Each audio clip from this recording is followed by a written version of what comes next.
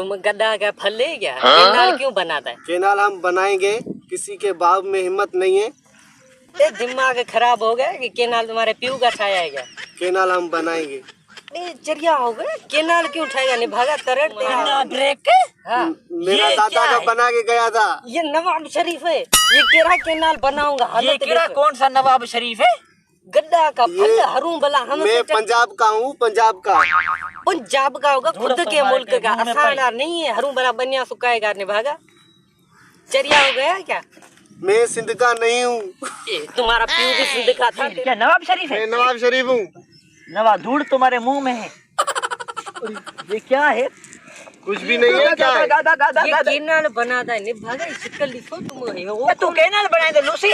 Canal में बनाऊंगा, पादर ठोकूंगा एड़ा गधा। किसी के बाप की हिम्मत नहीं है जो मुझे रोके। मैं केनाल बनाऊंगा। अरे समझता क्यों नहीं है? कंध में एड़ा ठोकूंगा मुंह वाला। पंजाब को पानी की बहुत जरूरत है। मान जा, गड्ढा का फल तुम्हें मार देंगे। कभी नहीं मानूंगा मैं। क्यों नहीं मानेगा? तू केनाल तेरा पीऊ बनाएगा क्या?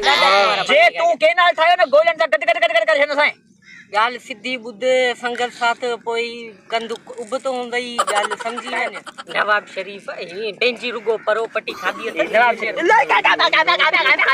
हाने सिद्धि गाल बुधायो सा केनाल न था। हाने मरी विंदे फुटे मरी विंदे।